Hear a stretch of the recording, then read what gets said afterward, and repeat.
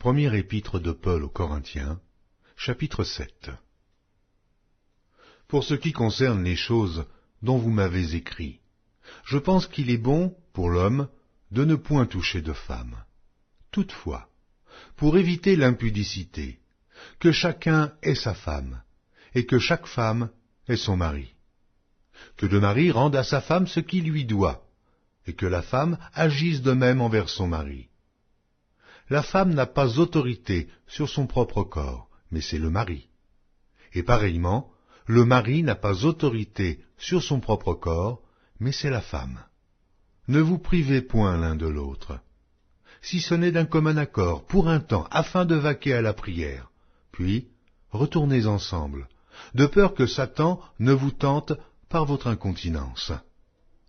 Je dis cela par condescendance, je n'en fais pas un ordre. Je voudrais que tous les hommes fussent comme moi. Mais chacun tient de Dieu un don particulier, l'un d'une manière, l'autre d'une autre. À ceux qui ne sont pas mariés et aux veuves, je dis qu'il aurait bon de rester comme moi. Mais s'ils manquent de continence, qu'ils se marient, car il vaut mieux se marier que de brûler. À ceux qui sont mariés, j'ordonne, non pas moi, mais le Seigneur, que la femme ne se sépare point de son mari. Si elle est séparée, qu'elle demeure sans se marier, ou qu'elle se réconcilie avec son mari, et que le mari ne répudie point sa femme. Aux autres, ce n'est pas le Seigneur, c'est moi qui dis. Si un frère a une femme non croyante, et qu'elle consente à habiter avec lui, qu'il ne la répudie point. Et si une femme a un mari non croyant, et qu'il consente à habiter avec elle, qu'elle ne répudie point son mari. Car le mari non croyant est sanctifié par la femme, et la femme non croyante est sanctifiée par le frère. Autrement, vos enfants seraient impurs, tandis que maintenant ils sont saints. Si le non-croyant se sépare, qu'il se sépare. Le frère ou la sœur ne sont pas liés dans ces cas-là. Dieu nous a appelés à vivre en paix. Car, que sais-tu, femme, si tu sauveras ton mari? Ou, que sais-tu, mari, si tu sauveras ta femme? Seulement, que chacun marche selon la part que le Seigneur lui a faite, selon l'appel qu'il a reçu de Dieu. C'est ainsi que je l'ordonne dans toutes les églises. Quelqu'un a-t-il été appelé étant circoncis, qu'il demeure circoncis. Quelqu'un a-t-il été appelé étant incirconcis, qu'il ne se fasse pas circoncire. La circoncision n'est rien, l'incirconcision n'est rien, mais l'observation des commandements de Dieu est tout. Que chacun demeure dans l'état où il était lorsqu'il a été appelé. As-tu été appelé étant esclave? Ne t'en inquiète pas. Mais si tu peux devenir libre, profites-en plutôt. Car l'esclave, qui a été appelé dans le Seigneur, est un affranchi du Seigneur. De même, l'homme libre, qui a été appelé, est un esclave de Christ.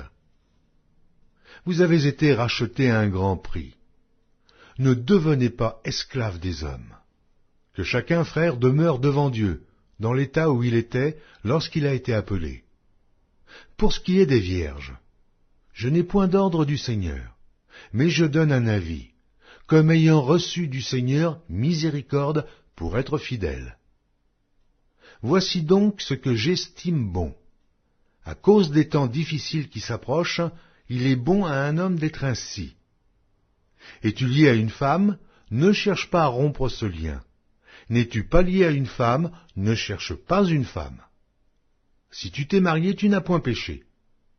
Et si la Vierge s'est mariée, elle n'a point péché. Mais ces personnes auront des tribulations dans la chair, et je voudrais vous les épargner. Voici ce que je dis, frères.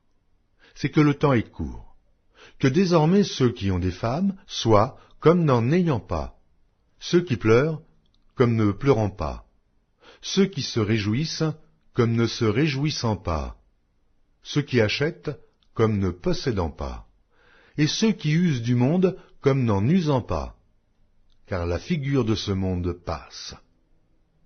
Or je voudrais que vous fussiez sans inquiétude. Celui qui n'est pas marié s'inquiète des choses du Seigneur, des moyens de plaire au Seigneur. Et celui qui est marié s'inquiète des choses du monde, des moyens de plaire à sa femme. Il y a de même une différence entre la femme et la vierge. Celle qui n'est pas mariée s'inquiète des choses du Seigneur, afin d'être sainte de corps et d'esprit, et celle qui est mariée s'inquiète des choses du monde, des moyens de plaire à son mari. Je dis cela dans votre intérêt. Ce n'est pas pour vous prendre au piège, c'est pour vous porter à ce qui est bienséant et propre, à vous attacher au Seigneur sans distraction. Si quelqu'un regarde comme déshonorant pour sa fille de dépasser l'âge nubile, et comme nécessaire de la marier, qu'il fasse ce qu'il veut. Il ne pêche point. Qu'on se marie.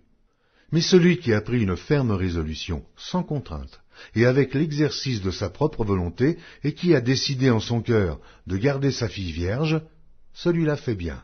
Ainsi, celui qui marie sa fille fait bien. Et celui qui ne la marie pas fait mieux. Une femme est liée aussi longtemps que son mari est vivant. Mais si le mari meurt, elle est libre de se marier à qui elle veut. Seulement, que ce soit dans le Seigneur. Elle est plus heureuse néanmoins si elle demeure comme elle est, suivant mon avis. Et moi aussi, je crois avoir l'Esprit de Dieu.